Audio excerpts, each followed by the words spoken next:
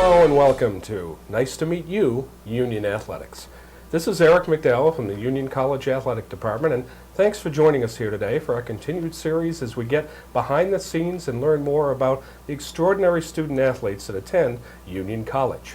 We're very happy to have Kaitlyn Suarez with us today, and she's a freshman from Shoreham, New York, and a member of our women's cross-country team. Kaitlyn, thanks for joining us. Thank you for having me. Very nice to have you here, and thank you for attending Union College because you've got an amazing story that we're anxious to bring to our viewers today. Now, how have you enjoyed your first season on the cross-country courses and on campus here at the college? It's been amazing. It has exceeded my expectations. Transferring into Union and transferring right into college was it was huge. And being able to be a part of the team was being a part of a family, and it was so nurturing. The coach was amazing, the girls were amazing, we ran together, we hung out together, and it was just so nice to have, especially my first term on a college community. As for campus, I love it. I walk around every day in awe of how beautiful it is. I came here and it was the beauty of the institution blew me away. Even if it's raining or if it's hot or if it's cold, it doesn't matter. It's so nice to be there. Now, Coach John Houghton has a major impact on the student athletes here with the cross-country, both the men's and women's teams. So talk about his training skills and his leadership with you.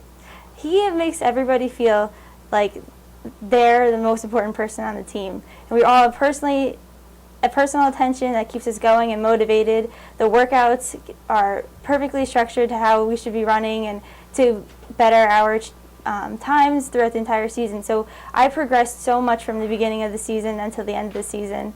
It was amazing, and I thoroughly enjoyed his coaching and the team. And he's part-time, but he puts in so much time here. We're very lucky to have him here. Now, what do you think of our outstanding professors here in your first few terms at Union and the fine academic challenges that you've been facing? Academics have been definitely challenging, but Union has a way of making it seem manageable, and how they do that is they have professors that you can go to their office at any time, you can email them at any time, and you will get an answer right away. So it makes it so easy, so nice. They have help centers that I go to all the time for bio, for calculus, for chemistry.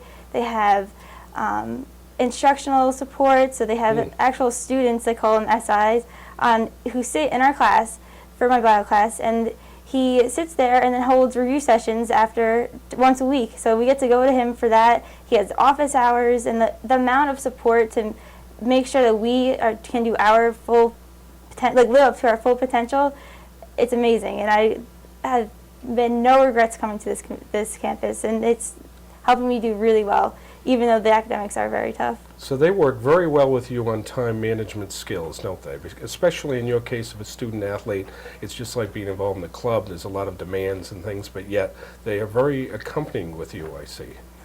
Absolutely. And they keep you structured, and they have assignments due to keep you on top and be able to manage the workload. And every class is tough, but it's manageable. It's if you do what they say, follow their instruction, and go to them when you feel like you need help. And you know what it'll lead to in 3 more years for you, too, with the bright future that you have, not only on campus, but down the road as well. Now, speaking of challenges, you have had a health challenge, and it is not slowing you down at all. Please share with us what you have been dealing with for the folks watching today. It's an extraordinary story, Kaitlyn. Sure. When I was a freshman in high school, I was diagnosed with Hodgkin's lymphoma, which is a form of cancer in the lymph nodes. I had received treatment over the summer, and as some know, there's a port that goes in when you're diagnosed to give treatment, and I couldn't play soccer anymore, it was my love. I played for 10 years. So that's when I decided I was going to switch over to cross country because I could run with the port in. And so that started my love of cross country, and I walked on to cross country running maybe 5 minutes, and then I walked off being able to run 5Ks and compete competitively. It was amazing. That was it. Me and running, it was amazing. So I went through treatment over the summer, and then when I was in my sophomore year, at the end of cross country season, I was actually re-diagnosed with Hodgkin's lymphoma again, and I went through treatment until May of my sophomore year. My junior year, I was watching something that they weren't quite sure was there or not there. It was something in my chest.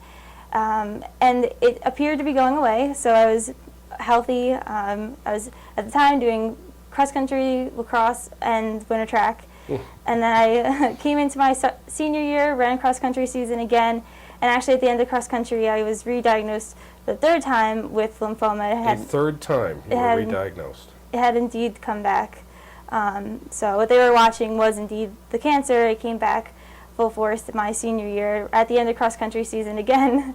And so I had come here right before I got re-diagnosed for the third time, and I knew when I came here that I would be able to run cross-country. I talked to the coach, I met the team, I fell in love with the campus, and I felt my heart I had to come here. And so I was going through treatment, and I was actually in the hospital receiving a bone marrow transplant in March. And it was the middle of my transplant. I was just starting to feel better is when I got my acceptance to Union. And I have to say it was probably the happiest moment I'll ever remember. I was screaming, like, so happy. All the nurses were coming in, the doctors, everyone was congratulating me. They put up signs around my room saying, you know, congratulations on your acceptance to Union. And I had been waiting. At that point, I felt like this is it. Like, this is where I'm going. And luckily, it worked out financially. I was able to come. And luckily, health-wise, I finished treatment completely at the end of June. I started running again. I just got on the track doing like 100 meters because I was pretty frail and weak from the transplant. And then I came into the cross-country season. Coach let me run even though I wasn't at where I used to be, and I just kept running through the whole season. And once again, starting very, very small, and then being able to finish and compete in 5K races, and 6K too. It's amazing, and you used the term weak. I don't consider the term weak fitting in the description of what you just told us. It's amazing to hear it happen again and again and again. Where does that strength come from, Kaitlyn? The confidence, where do you have that? It comes from, it's a good question. It just comes from feeling like I can do it, and I have done it before, and I have gotten myself back onto the line and back into running. And it just, like, I never let cancer affect me, let it change who I am as a person or dictate how I was going to live my life. And I knew I loved running. I knew that it was something I wanted to do again. And, luckily I was able to run a cross-country team in college, which kept me so structured and so motivated to, okay, like, this is really tough for me, but I'm going to keep going. Like, I had the support of my team, the support of my coaches, and everybody. Even if I came in last in a race, everybody turned around and made sure that they cheered for me as I crossed the line. Nobody was like, oh, the time's too slow. It didn't matter at all. It was the most supportive system there. And running cross country has led me to be able to run the half marathon in January, which was something I've always wanted to do for the Leukemia Lymphoma Society. I completed that. And we'll touch on that, too. We're going to touch on that. We've got some great photos of that, too. But let's go back to Shoreham Wading River High School. You're a celebrity there. And you're talking about with so much passion about the family and what those people meant to you and the fellow students. And just tell us a little bit more about how you had one of the most remarkable Valentine's Days anybody could ask for. Oh, last year's Valentine's Day will be the best Valentine's Day ever.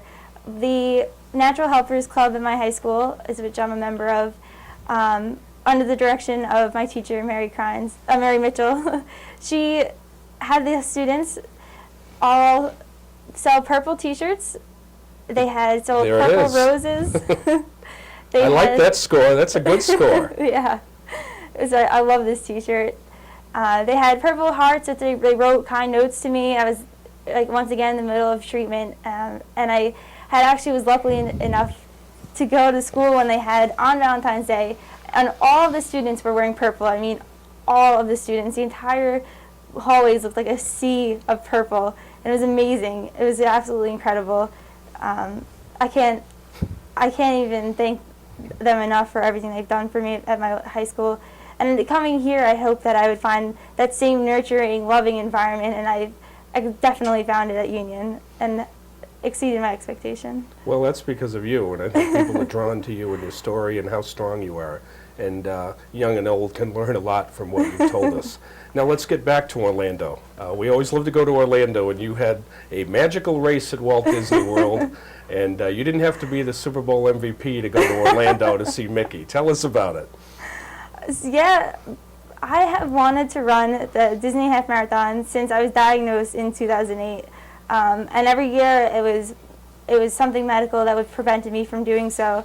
And so, as I was saying, I had made such progress during this cross-country season, my health-wise, strength-wise, and I decided in September, I was like, I'm going to run the half marathon for Leukemia Lymphoma Society's team in training. And the goal was to raise $3,325 to be able to run there. You blew that out of the water, didn't you? And with the help of the athletics department and the staff at Union College, I raised $4,620, totally exceeding anything I could ever imagine. Got to run in Disney World. It was amazing. It was on my birthday. I ran for team in training, which is something I've wanted to do for so long. And the whole race was amazing. Everybody was cheering my name. They had like "Go Team" everywhere, which is like team in training motto. So everyone who was a team in training fan or a team in training runner would make sure that they supported you as you ran through the race. And I actually crossed the line being like, oh, it's over. I want to do that again.